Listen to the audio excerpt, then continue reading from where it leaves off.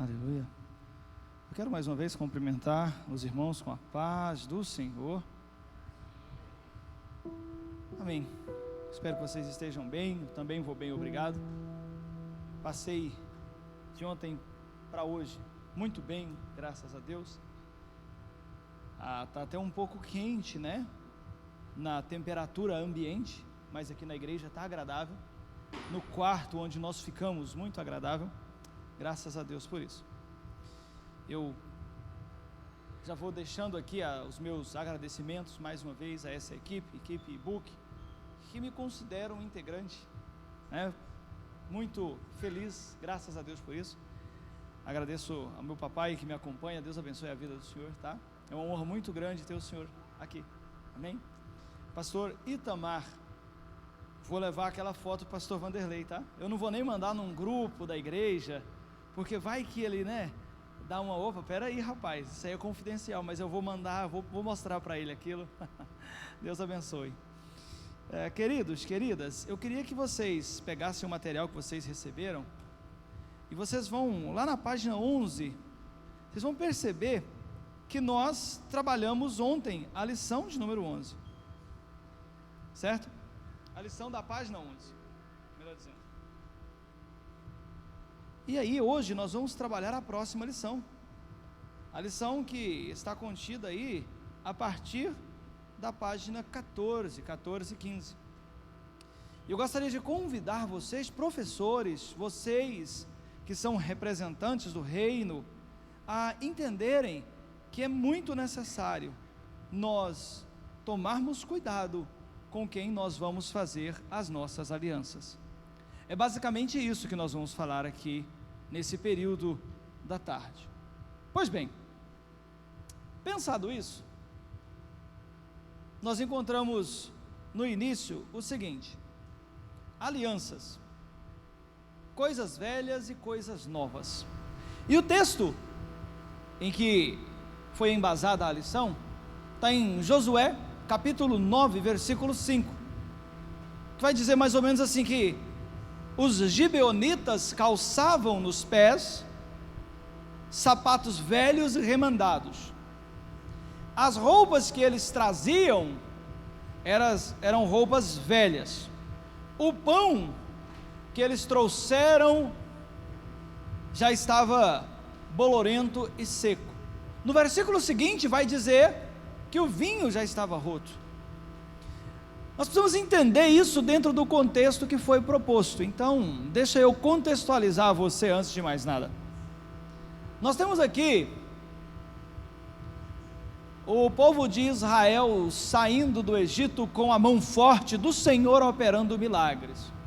Nós temos Moisés morrendo e passando para Josué o bastão, a administração, as chaves do reino, vamos dizer assim, né, de um pré-reino. E Josué atravessa o Jordão com aquele povo, começa a conquista Jericó, tem uma derrota para a cidade de Ai, depois tem a vitória.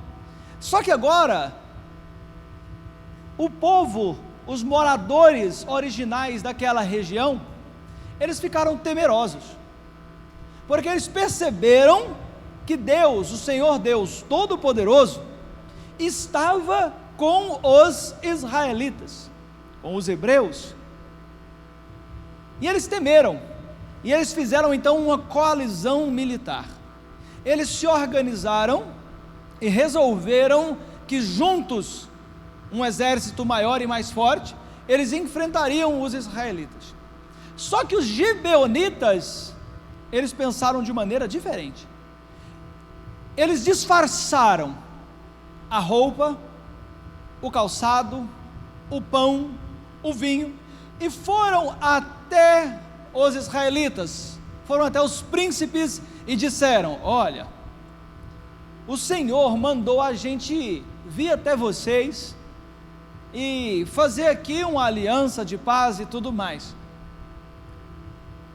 O povo, sem consultar ao Senhor, faz aquela aliança, e as consequências vêm logo a seguir, porque como havia sido feita uma coalizão militar para enfrentar os israelitas, os gibeonitas traíram a confederação e se aliaram aos israelitas. Então, essa confederação formada por Eveus, Jebuseu e aqueles monte de eus lá, eles se organizaram para atacar os gibeonitas. Só que os gibeonitas eram moradores dali, Israel não sabia, quando descobre fica contrariado, mas agora já está feita a aliança. Então tem que defender, tem que honrar. Por quê? Porque está feita uma aliança.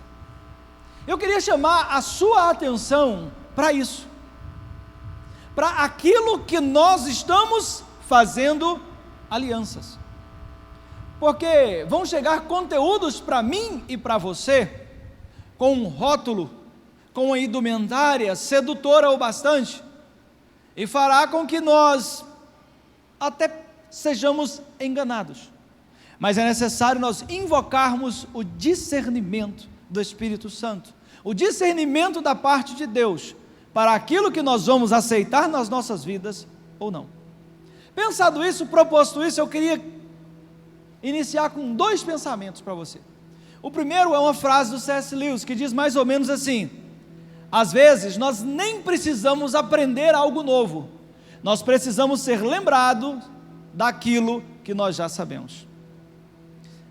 Às vezes nós nos esquecemos de uma informação importante, ela está em algum lugar da nossa memória, e Deus nos traz em alguns eventos, nos traz em algumas situações em que nós somos lembrados, e aquilo é muito importante.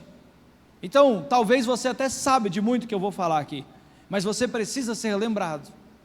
Outra coisa que eu preciso que você leve com você, um raciocínio muito importante é: você é um rio de água viva, e a água, ela flui. Se ela não fluir de um lugar para outro, já diz Victor Hugo, o francês, a água que fica parada, ela forma um pântano, e geralmente o que é pantanoso apodrece. E se você pensar isso num nível maior, você encontra o Mar Morto. Sabe por que o Mar Morto é chamado assim? Os rios, no caso o Rio Jordão, corre até o lago, não é um mar, o lago da Galileia. É chamado assim de mar por causa do tamanho, mas ele é um lago. Depois, o Rio Jordão continua correndo para o mar que nós conhecemos como Mar Morto. E o Mar Morto não tem saída. Então toda a água que vai passando, ela vai diluindo os sais ao longo da passagem dela pelas margens. Então quando ela chega lá no Mar Morto, ela está saturada de sais minerais. Essa água vai evaporar, o que é que vai ficar? O sal, e vai concentrando cada vez mais sal, a ponto de que não tem vida útil no Mar Morto, não existe vida útil lá. O que eu quero dizer para você é o seguinte: você é um rio, o conhecimento não tem que chegar em você e parar, ele tem que continuar, ele tem que prosseguir. Então Deus te trouxe aqui hoje para que você seja relembrado da importância do conhecimento passar por você e fluir até a vida de outras pessoas através de você. E nós vamos pensar juntos, nós vamos entender sobre a importância das alianças. Sabe por quê? Porque uma história dessa mostra um erro que o povo de Deus cometeu. Mas tudo que está escrito na Bíblia está escrito para quê? Para servir de ensino, de exemplo para nós. Eu digo exemplo com muito cuidado, porque a Bíblia, ela não é exemplarista, ela é conceitual. Por exemplo, Davi, ele não é um modelo de paternidade, não é um modelo de marido, mas ele é um modelo de adorador. Então, é necessário que nós leiamos a Bíblia, entendamos as histórias e levemos isso conosco. A Bíblia, ela não é, o Jacó tinha tantas esposas, eu posso ter também. A Bíblia, na verdade, ela é para nos mostrar que os erros, tipo esse erro de Jacó, ele não deve ser repetido na minha e nem na sua vida. Tá bom? Então você vai entender um pouco dessa história, trazer para a minha vida, trazer para a sua vida, e aí o que vai acontecer? Nós vamos perceber através da revelação bíblica, como isso pode ser aplicado ao nosso cotidiano, amém? Então você, pegando isso aí, você vai perceber comigo o seguinte: o povo de Israel, ele não se sujeitou a Deus. A Bíblia vai nos dizer lá em Tiago 4,7: sujeitai-vos, pois, a Deus, resisti ao diabo e ele fugirá de vós. Um dos problemas mais sérios que nós encontramos hoje são pessoas querendo resistir ao diabo, mas não estando sujeitas a Deus. E às vezes o mundo, ele tenta engodar, ele tenta dissuadir mais ainda. Você quer ver uma falácia comum? Se você não pode com eles, junte-se a eles. Gente, isso está muito errado. Isso está muito errado. Se eu não posso com eles, eu vou orar, eu vou para a presença de Deus, e logo na sequência eu vou ter condições de me posicionar, mas eu não vou me ajuntar ao pecado porque está todo mundo fazendo. Lembra aquele velho chavão, né? Ah, mãe, mas todo mundo está fazendo. A mãe dá o grito de lá: você não é todo mundo, você é você, né? Você não pode com eles, aí você vai se ajuntar a eles. Isso está muito errado. Isso aí furta, subtrai a identidade que foi colocada em nós. E esse furto da identidade, ele faz com que nós sejamos levados como aquela chamada moinha que o vento espalha. É o chamado efeito manada. Já viram como é que funciona o efeito manada? As pessoas, elas seguem para alguma direção, sem saber exatamente o que elas estão seguindo, sem saber por que elas estão seguindo, porque está todo mundo indo naquela direção. Só que aí o destino desaparece, e aí vai-se para um outro lugar. Eu gosto de pensar a diferença entre andarilho e peregrino. Sabe o que é o andarilho? O andarilho, ele vai para qualquer lugar, ele está atrás de proposta. O peregrino não, ele tem endereço de saída e de chegada, ele tem propósito. Então preste atenção, o andarilho, ele está atrás da proposta mais prazerosa, já o peregrino, ele está atrás de um propósito. Nós, eu e você, não devemos concordar porque todo mundo está fazendo, nós não devemos nos aliançar ao mundo porque está todo mundo aliançado. Nós fomos chamados para fazer a diferença. Entenda que sem compromisso com Deus não há diferença, amém? Aí a gente vai precisar de uma coisa muito importante, tá? Que é o chamado discernimento. O que é discernimento? Discernimento é uma capacidade que a gente tem de separar as coisas. Mas para aí, dá um exemplo para a gente. Eu gosto desse exemplo aqui, ó. O indivíduo se assenta para comer, ele senta ali na cadeira, a mesa está sendo colocada e ele está faminto. E de repente alguém traz a comida para ele naquela vasilhinha, só que fechada, ele não sabe o que tem ali. E a imaginação dele vai a mil, ele imagina pratos deliciosos. Só que quando o prato é desvelado, é destampado na frente dele, a carne está podre. De imediato ele sente um cheiro desagradável. O que era fome, desejo, apetite, torna-se imediatamente em repulsa, dependendo da situação, até em ânsia de vômito. Por quê? Porque o discernimento nos fez perceber que aquilo não estava bom, aquilo não estava agradável. Vocês conseguem perceber isso? Conseguem entender? Só que isso é o discernimento físico. Nós precisamos ter discernimento espiritual para não nos aliançarmos, não fazermos nenhum pacto com aquilo que não advém da parte de Deus. Lembra que ontem nós falamos, o que é nascido da carne é carne, o que é nascido do Espírito é Espírito. Ah, mas eu entendo o que está acontecendo aqui, pois Jesus já nos vacina contra isso, dizendo, o homem entende das coisas da carne, mas é Deus que entende do Espírito. Nós devemos tomar cuidado, muito cuidado com aquilo que chega até nós. Trabalhando em escolas, né? Eu trabalho na escola pública, trabalho na escola particular, a gente percebe que os nossos jovens hoje, eles estão infoxicados, é muita informação, que acaba até intoxicando eles, e acaba enebriando a capacidade de discernir o que é bom e o que é ruim, o que é certo e o que é errado. Por quê? Porque é muita informação. Esse excesso de informação, ele acaba, infelizmente, pervertendo. E aí eu me lembro de Isaías, escrevendo lá no começo do seu livro, dizendo que é uma perversão, o certo toma o lugar do errado, o errado toma o lugar do certo. E como é que Satanás faz isso dentro da nossa realidade? Ele faz uma série de propostas de conhecimento absurdo, avassalador, que a pessoa não consegue filtrar. De repente a pessoa está consumindo tudo, sem prestar atenção. Então tomemos cuidado com isso. Você quer ver outra coisa que deve chamar a nossa atenção no texto que nós lemos? Os gibeonitas usaram o nome do Senhor.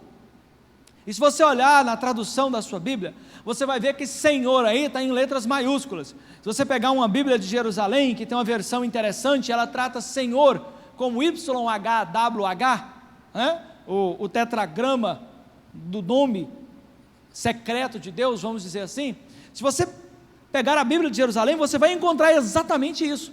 Ou seja, os gibeonitas, eles mentiram em nome do Senhor. Meus irmãos, haverão entre nós lobos, haverão entre nós pessoas que estarão usando o nome do Senhor, mas ontem já pontuei com vocês, é o tanto que o Senhor nos conhece. Ou tem outra situação na Bíblia que me chama a atenção e me faz as orelhas atinarem. Quando Moisés desce do monte, ele sobe ao monte, fica lá um tempo, o povo de Israel está fazendo um bezerro, fazem aquele bezerro de ouro. Se você olhar em Êxodo 32:5, o irmão de Moisés, Arão, ele fala assim, amanhã será festa ao Senhor. Senhor ali também está em maiúsculo. É o tetragrama. Eles estão se referindo ao Deus Todo-Poderoso, Criador do céu e da terra. Mas eles estão colocando isso em quem? Em um bezerro. O que eu quero que você entenda? Tem gente que até vai usar o nome de Deus, mas é necessário você analisar bem, você prestar atenção, para que você não seja enganado.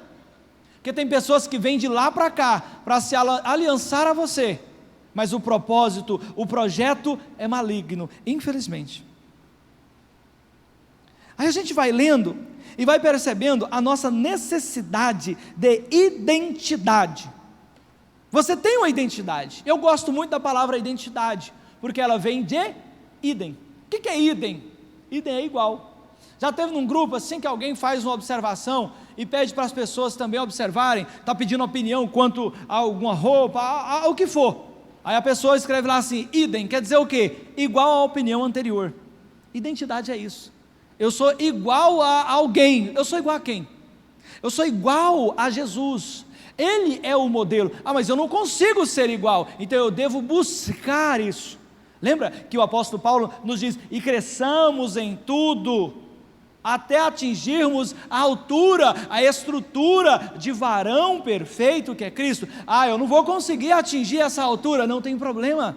A proposta é que nós cresçamos, que nós prossigamos, que nós busquemos a perfeição.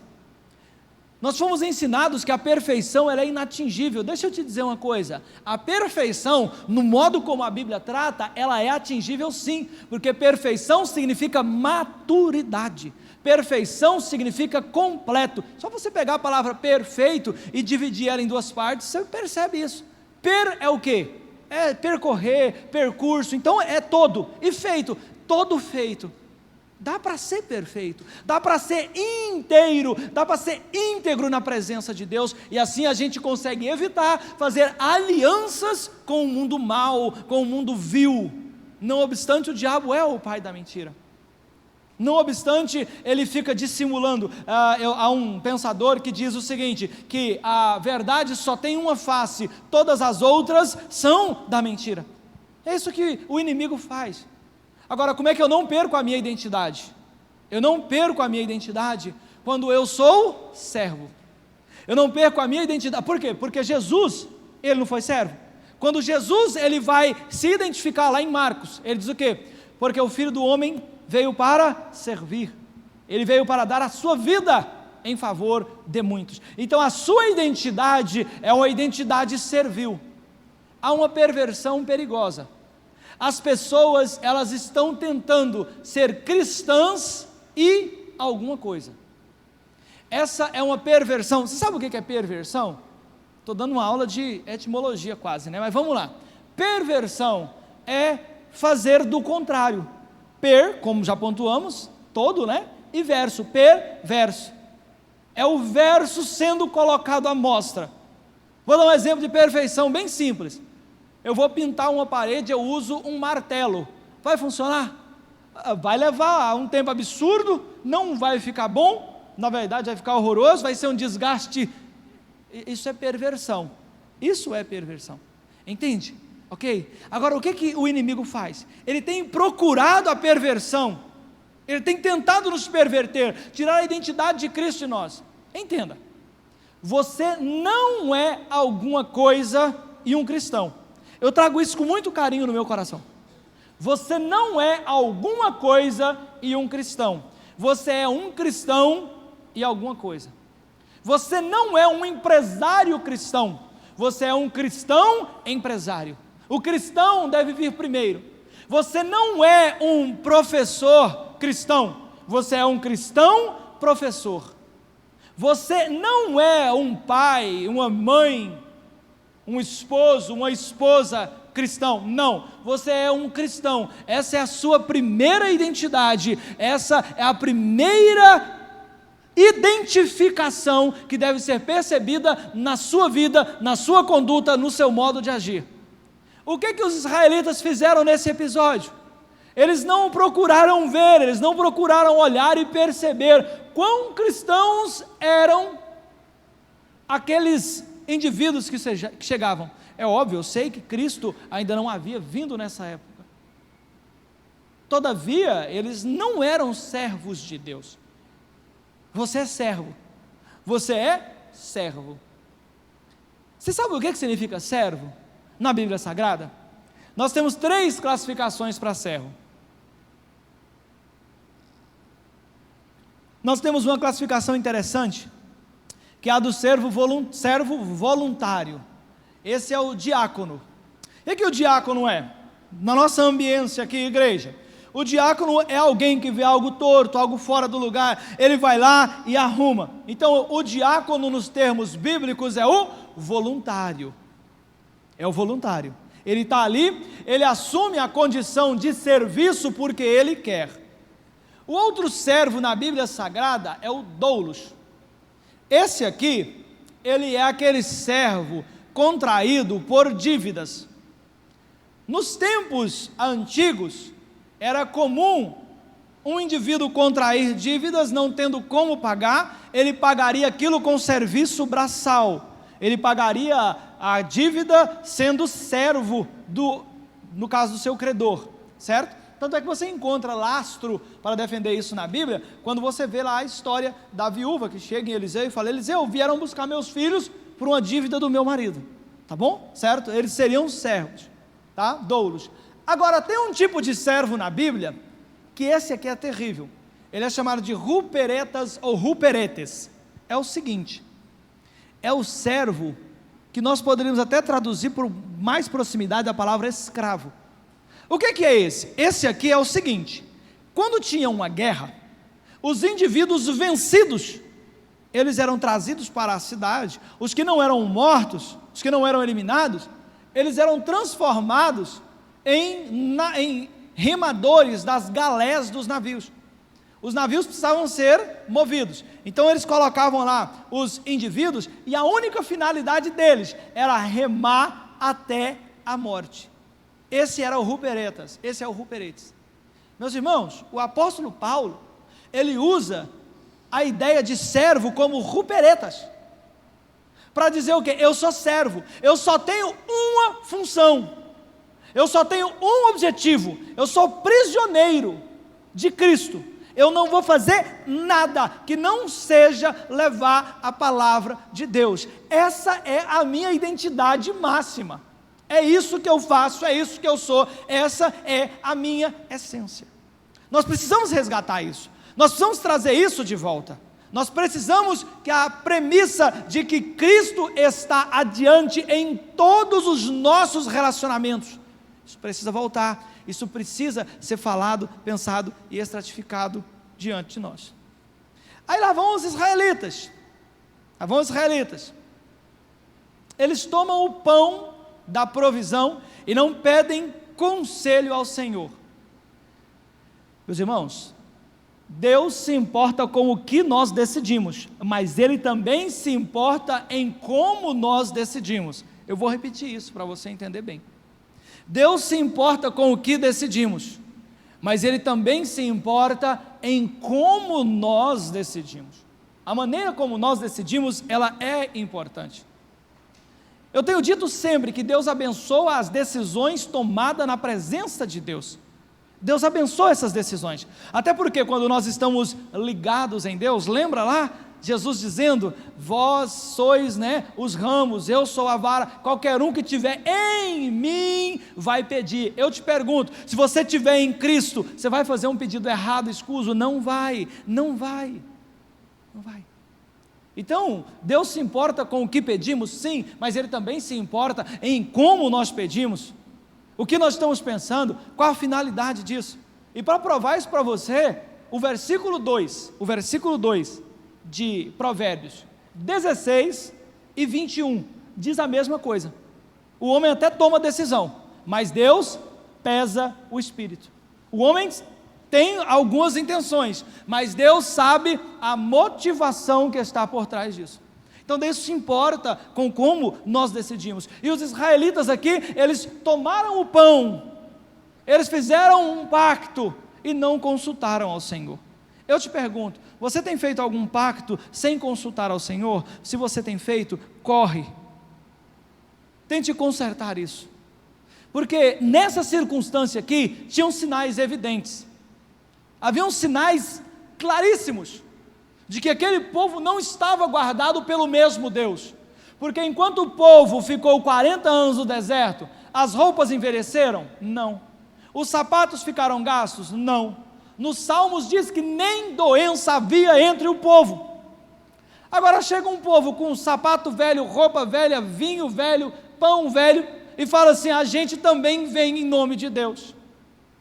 O mundo está aí, meus irmãos, não há nada de novo debaixo do sol. Salomão já vai dizer isso para nós, e eu amo pensar isso, é uma filosofia linda, porque Jesus Cristo não veio de debaixo desse sol, Jesus Cristo não veio nessa terra, não, Ele não veio desta terra, Ele vem de além, Ele vem da eternidade, Ele vem das mansões celestiais, então não tem nada de novo, Sabe o que a novidade é? Jesus Cristo. Aí chega alguém trazendo a última novidade em teorias educacionais. Agora nós não vamos mais valorizar determinados papéis, determinadas coisas serão tiradas do lugar, para dar vazão a outras. Espera aí, isso não é novidade não. Se você olhar, sempre tem uma perversão, uma inversão nos papéis, antes de uma sociedade cair. Antes de um grande império cair, ele cai por dentro. Se você olhar Roma, primeiramente, ela foi corroída moralmente, depois ela se tornou presa fácil, para povos que eles mesmos denominaram como bárbaros. Então, o povo de Israel aqui, eles não se atentaram aos sinais evidentes, visíveis, perceptíveis, de que Deus não estava com eles. Aí eu te pergunto, a quem você tem feito alianças? Quem você tem levado para a sua sala de aula? Quem você tem permitido depositar conteúdo em sua mente? Mas vamos adiante. Temos que tomar cuidado com aquilo que nos influencia. Que série você assiste? Qual conteúdo você consome? A W. Tozer tem uma frase fantástica. Ele diz assim: nunca ouça um homem que não ouve Deus. Hernando Dias Lopes tem também uma frase incrível, ele diz, onde a Bíblia não tem voz, nós não devemos ter ouvidos. Sabe por quê? Eu estava discutindo hoje isso mais cedo com a turma que eu fiquei responsável. Nós temos uma tendência a nos acostumarmos com aquilo que somos expostos. Ontem não me lembro de com quem eu falava também, as crianças que vivem em regiões de uma miséria social muito grande, elas não conseguem perceber que têm vida e vida com abundância fora daquela realidade delas. Elas não conseguem perceber isso. Sabe por quê? Porque elas não foram expostas a isso. Elas estão se acostumando a isso. Aí eu digo para você mais uma vez, nós devemos influenciar as pessoas, especialmente as nossas crianças. Nós devemos levar Cristo para elas. Nós devemos dar voz e vez para a Bíblia Sagrada. Nós devemos ser a voz de Cristo, a voz de Deus para elas. Eu e você não podemos ser influenciados, para que nós possamos influenciá-las com Cristo, porque se eu e você formos influenciados por aquilo que o mundo vem oferecendo, infelizmente, nós vamos passar adiante aquilo que nós temos no nosso coração. Lembra da fala de Jesus? A boca fala o que o coração está cheio. Eu ainda diria, noutras palavras, não estou querendo nem de longe corrigir Jesus, mas para mim, um modo de pensar isso é: escapa pela boca aquilo que está no coração. De alguma maneira isso escapa. Aí eu te pergunto, o que tem sido influência para você? Nós não podemos ouvir alguém que não ouve Deus. Onde a Bíblia não está tendo fala, nós não devemos ter ouvido. E isso é muito interessante na nossa função, na função da docência, porque o coração da criança é o quê? É de quem chega primeiro. Vamos entender isso bem? O coração da criança é de quem chega primeiro. Hoje falei para a turma que fiquei responsável. Uma criança que assiste novela infantil, aí ela vai crescendo, aí ela começa a assistir novela adolescente, aí ela vai crescendo, aí de repente ela está assistindo novelas adultas. E você sabe qual que é o enredo de toda novela adulta? É um indivíduo que gosta de uma mulher, tem umas 2, 3 traições no meio do caminho, ou seja, de alguma maneira o que está sendo ensinado ali, e aí tem os coadjuvantes, com toda sorte de perversão que você puder imaginar, e aquilo vai sendo uma terapia na vida da pessoa. Então peraí, isso é muito perigoso, isso é muito perigoso. O que nós podemos fazer? Nós devemos desde pequenininho, desde jovenzinho, instruir a criança, está andando com ela, está evitando determinados conteúdos, determinados conceitos, porque aquilo que é nascido da carne é carne, o que é nascido do espírito é espírito. Gosto muito de pensar Provérbios 22, quando diz mais ou menos assim: ensina a criança o caminho que deve andar. É assim que diz lá? Não é o, meus irmãos, não é o não, é no caminho, é você influenciando, é você mostrando, certo? Existem outras coisas que acabam nos influenciando, e hoje em dia tem uma coisa que nos influencia de uma maneira terrível, são os nossos queridos celulares. Meus irmãos, o que está acontecendo na sociedade hoje, com os celulares, é um negócio ainda não pensado, não mensurado, mas os prejuízos, pelo menos na educação, eles serão terríveis. Você sabia que o tempo de concentração de uma pessoa, ele está inferior a de um peixinho dourado, de aquário? 15 segundos, 15 segundos, isso é um absurdo.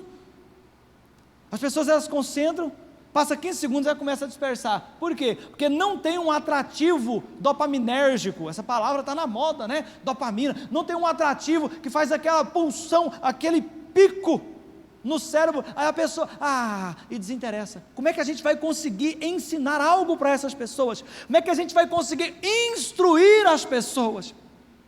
Há um vício, de modo quase literal, no uso dos celulares. Eu faço um trabalho com relação a isso, e eu achei interessante, um dia fazendo pesquisas, esse material aqui, meus irmãos, vocês sabiam que ele é feito para ser agradável de ser passado o dedo? Para ser agradável, para ser bom rodar o dedo aqui. Você não cansa, você passa o dedo e não cansa. É um material feito assim. Você sabia que a maior parte dos aplicativos, eles têm a cor azul? Sabe para quê? Para não machucar, para não ofender os seus olhos, e você conseguir ficar lá, a máxima quantidade de tempo possível. Mas espera aí, aquilo vai influenciar você. Mas a minha rede social, ela é uma rede social quase convertida. Cuidado com esse quase, meus irmãos. O diabo precisa só de uma brecha. E o uso, meus irmãos, disso tem prejudicado. Eu vi, por exemplo, um casamento acabar porque alguém estava escondendo o celular de outrem. Eu já vi alunos, e muitos alunos, não conseguirem ir bem em avaliações. Sabe por quê? Porque não larga o celular por nada. Uma vez eu fiz um desafio em sala de aula, apliquei uma prova, os alunos foram muito mal, e eu fiz um desafio simples para eles. Qualquer um de vocês que trouxer o seu celular aqui, e a média diária for menos de 2 horas, eu subo a sua nota em 100%. Se você tirou 20, eu te dou 40. Se você tirou 40, eu dou 80. Irmãos, não teve um que teve coragem de vir mostrar o celular para mim. Eu te pergunto, o que está acontecendo? John Piper, ou Piper, ele diz algo muito interessante. Ele diz assim: um dos usos das redes sociais vai ser servir no dia do juízo final, para mostrar que nós não tivemos vida com Deus, não foi por falta de tempo. Porque se você olhar o tempo que a gente fica, mas é muito tempo, isso acaba nos influenciando. Lentamente nós vamos gastando o nosso tempo e vamos fazendo alianças com o mundo. Nós devemos tomar cuidado. Todo mundo aqui conhece o Salmo 23, não conhece?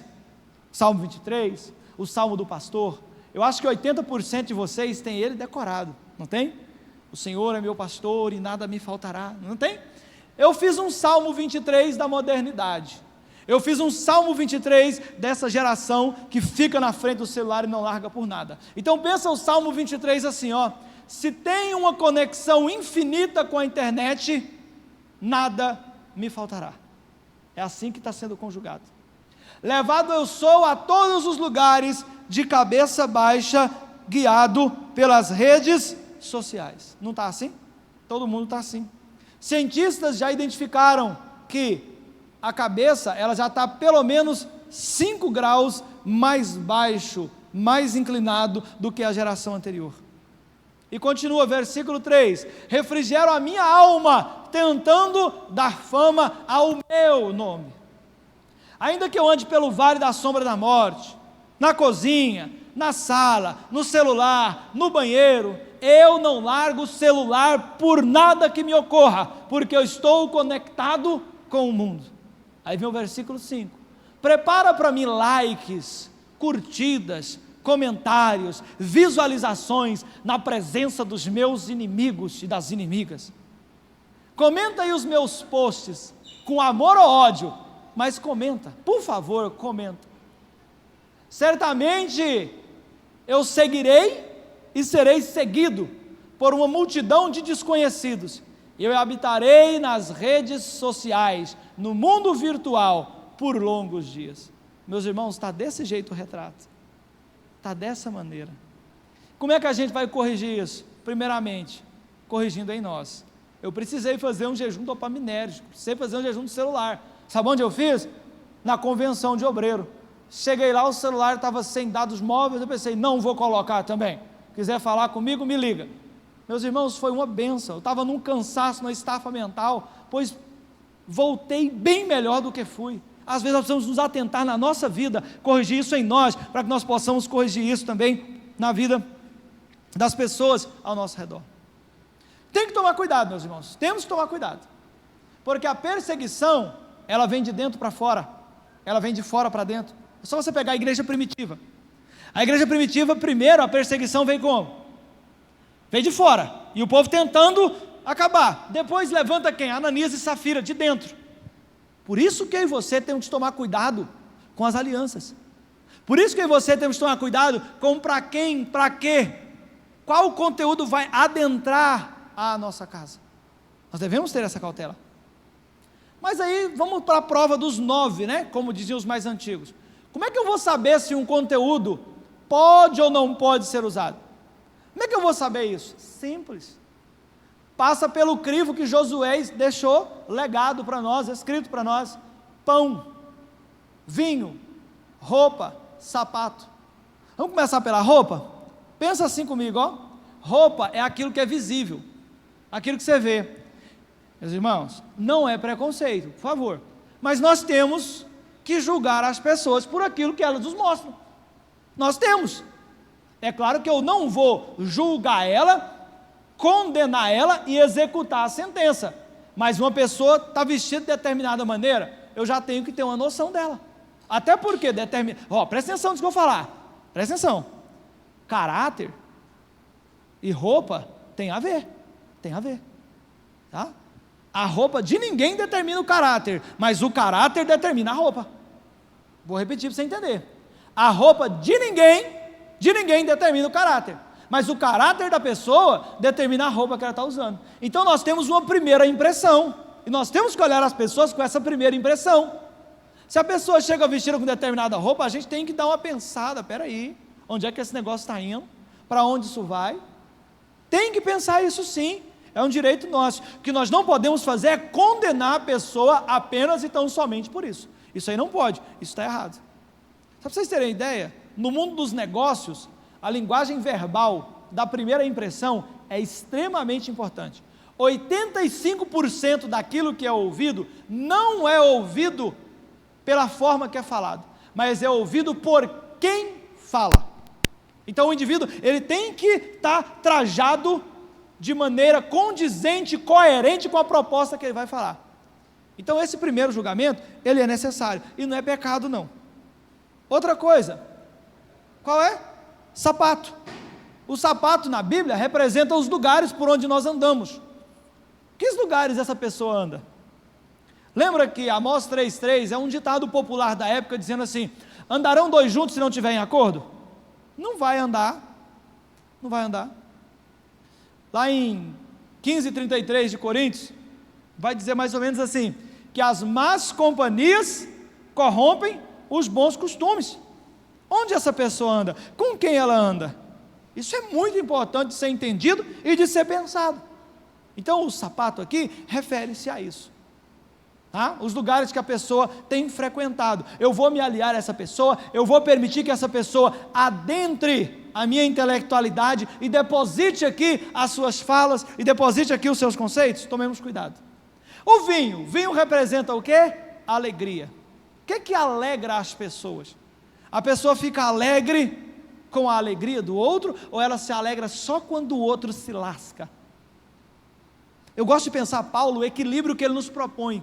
Ele diz: alegrai-vos com os que se alegram, e chorem com aqueles que choram. Tem gente que está no contrário, né? Ele se alegra porque alguém está chorando, e chora quando alguém se alegra. Toma cuidado, irmãos. Tem muita gente parecendo que quer o nosso bem, mas na verdade, quando a gente vence na vida, a gente percebe que aquela pessoa estava torcendo para a gente cair, fracassar. Toma cuidado. Use o discernimento espiritual. Existe discernimento à minha disposição, à sua disposição. E repito, nós precisamos ser a influência correta para os nossos alunos. Vinho, alegria. Onde essa pessoa se alegra? Tem uma frase muito dura do Leonardo Ravenhill. Ele é o escritor daquele livro Por que Tarda o Pleno Avivamento?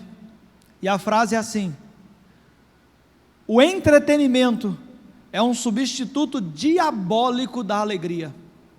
Olha que frase pesada, meus queridos. Tem muita gente que há muito tempo não se alegra, fica apenas entretida. Vai do jogo de futebol para a série, vai da série para o celular, vai do celular para a pornografia, e vai cada vez descendo mais ainda. Leonardo Ravenhill, ele diz que o entretenimento é um substituto diabólico da alegria. Essa frase é muito pesada. Tomemos cuidado com onde as pessoas estão se alegrando. Cuidado ao trazer essa pessoa para depositar aqui na sua influência os conteúdos dela. Mas vamos adiante. O pão, nós falamos da roupa, nós falamos do sapato, nós falamos do vinho e falamos agora do pão. Você é resultado das conversas que você tem, dos livros que você lê, dos filmes que você assiste. Você é resultado daquilo que você consome. Meus irmãos, o nosso cérebro, ele funciona assim: as coisas entram aqui, elas são trabalhadas e elas saem. Elas vão sair como? Elas saem de que maneira? com a sua marca de personalidade, é claro.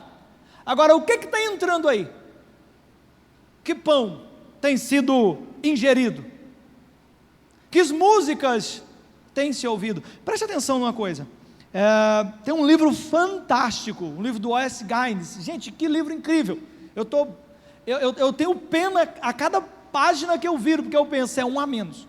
A verdade é essa.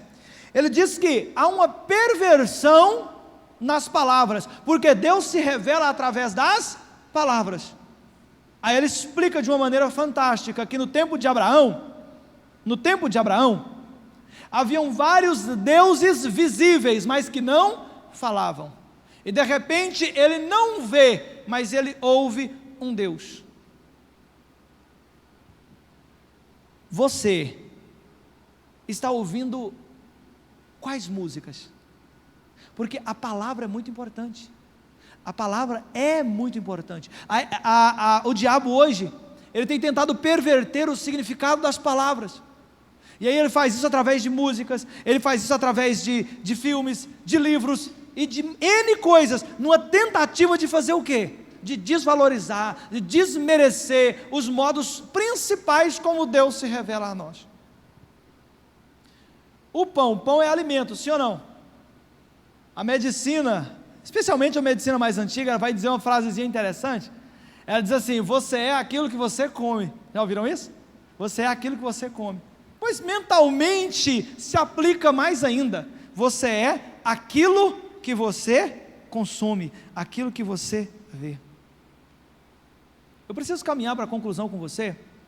Eu preciso te contar uma história triste sobre uma tragédia que acontece quando eu e você não prestamos atenção em quem está se aliançando a nós. Conta-se que um circo itinerante chegou nos arredores de uma cidade, e ele ficou ali do lado de fora da cidade pequena. Os camaradas no final de tarde e tal, iam para o circo, viu o espetáculo, vinha embora, circo itinerante. Só que um dia, o circo pegou fogo, no domingo, por volta de umas 6 horas da tarde, e o espetáculo começava às 7, e o palhaço já tinha feito a maquiagem, ele já tinha se maquiado. Quando ele olhou, que ele viu o circo pegando fogo, ele pensou: não dou conta de apagar sozinho, o que eu vou fazer? Eu vou correr lá na cidade e vou pedir ajuda. E ele sai em debalada carreira, chega na cidade e começa a gritar para as pessoas: o circo pegou fogo, me ajuda, vamos lá apagar. Alguém falou assim: olha só a estratégia do cara para nos levar para o circo. Ele está falando que pegou fogo, a gente vai lá e vai ficar para o espetáculo. E aí ele começou a desesperar, porque as pessoas, ao invés de perceberem a mensagem urgente que ele trazia, as pessoas começaram a rir dele. E aí de repente ele agarrava alguém e balançava e dizia: o circo pegou fogo, por favor, vamos lá e me ajuda a apagar. E ninguém foi. Por quê? Por causa da roupa que ele estava vestido, por causa do jeito que ele estava se comportando, por causa da bendita da primeira impressão. O fim do circo é trágico, ele termina nas cinzas. Mas agora vamos trazer isso para a minha vida e para a sua. Às vezes, eu e você temos até a mensagem, e a gente está gritando a todo vapor, com toda a energia que temos, mas as pessoas não estão ouvindo. Por quê? Porque às vezes a influência que está nos atingindo, ela não é única e exclusivamente da parte de Deus. Nós devemos nos santificar. O que é santidade? É separação. No original, santidade é kadosh. Kadosh se fosse eu traduzindo, eu diria cortar. É cortar um pedaço, e aquele pedaço vai ficar separado. Nós devemos kadosh, nós devemos nos separar do pecado, do mundo, para que quando nós abrirmos a nossa boca, defendendo o território, meus irmãos, o inimigo não vai resistir, não vai resistir. Tomemos cuidado, porque o pecado, ele vai chegar para mim e para você, numa roupagem atraente. ele vai chegar numa roupagem atraente. A gente tem que tomar cuidado para a gente não ser seduzido por ele. Tomemos bastante cuidado, porque o veneno, ele pode estar numa taça bonita, mas se você beber, adivinha só, continua sendo veneno. Você sabe qual foi a tragédia de Sansão? A tragédia de Sansão foi ele não tomar cuidado com quem ele deveria se aliar. Ele se alia a pessoas que não eram cristãs, que não eram da parte de Deus. E o fim de Sansão, eu e você sabemos, é uma tragédia. E aí eu quero caminhar para a conclusão com vocês, pensando uma canção que eu gosto muito, que a igreja conhece até. Sabe? Para que a gente possa juntos entender essa necessidade urgente de santificação. Aleluia.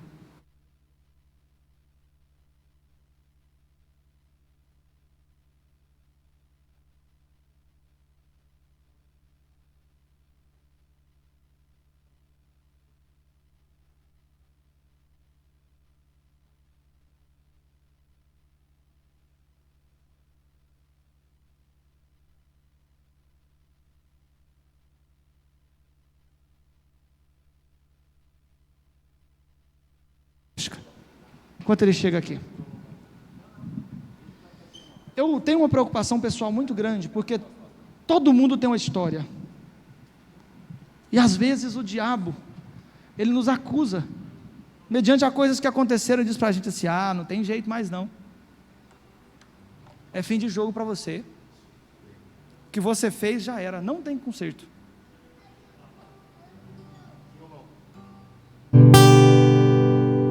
Mas aí a gente pode pensar assim, eu posso até ter feito umas alianças que eu não deveria na minha vida, mas o sangue de Jesus, ele é capaz de desfazer toda e qualquer aliança errada, e me conectar novamente a Cristo. Aí pensa comigo assim,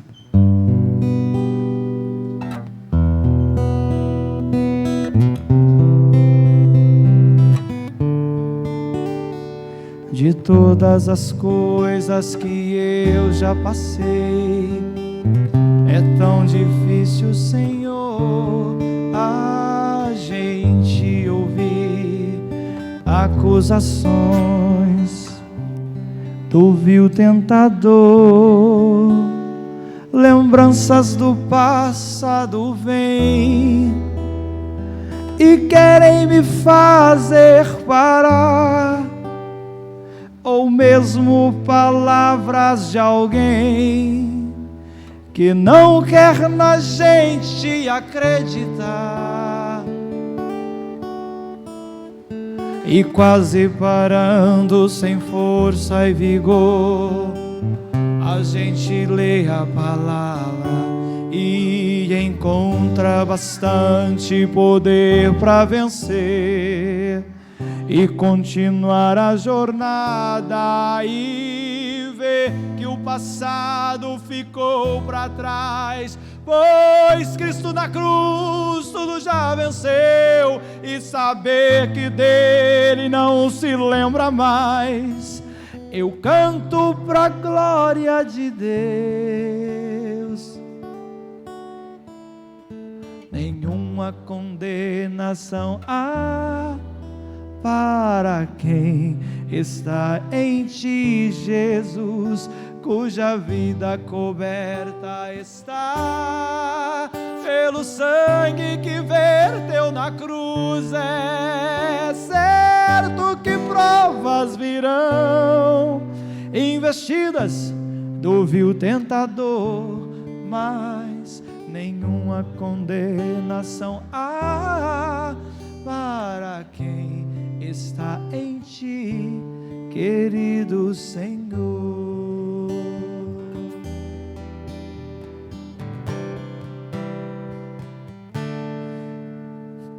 Às vezes a gente fez alguma aliança ao longo da nossa vida, sem perceber que aquilo ia ter uma consequência terrível. Mas Deus, Ele tem uma capacidade incrível de reescrever a nossa história, através do sangue de Jesus. Independente das alianças que você fez, a Às vezes tem uma maldição que está sendo aí carregada, imputada. O sangue de Jesus nos livra de todo o pecado. E você é nova criatura. Uma nova etapa se desenrola na sua vida. E você vai sair daqui um professor cristão. Não, melhor, um cristão professor. Você vai sair daqui um pai, uma mãe cristã. Não, você vai sair um cristão pai, uma cristã mãe.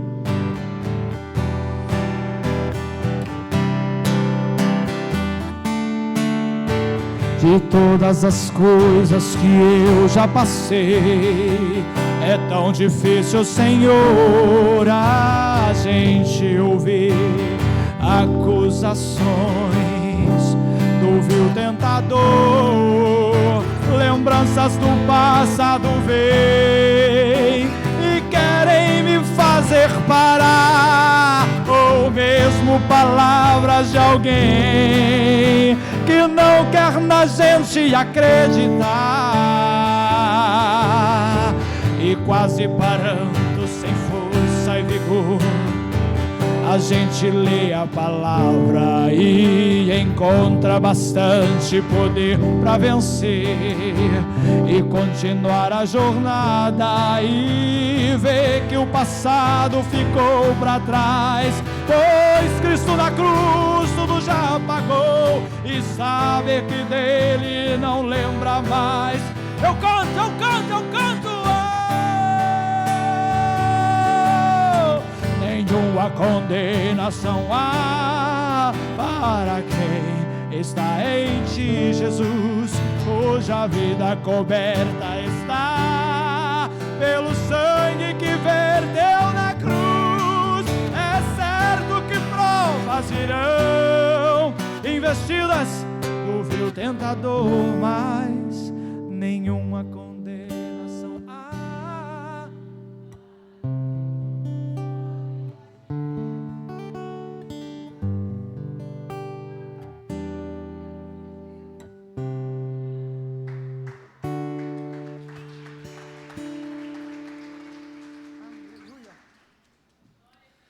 Eu quero concluir lembrando vocês de um raciocínio simples, está na última página, última coisa escrita no material que vocês receberam. É uma oração, depois vocês leiam, vocês façam. E eu tenho um pedido muito especial a fazer para vocês. Orem pela minha vida, orem pela minha família. Eu preciso de uma cobertura espiritual, assim como você. Então vamos fazer um combinado. Eu oro por vocês, vocês oram por mim. Que Deus abençoe vocês.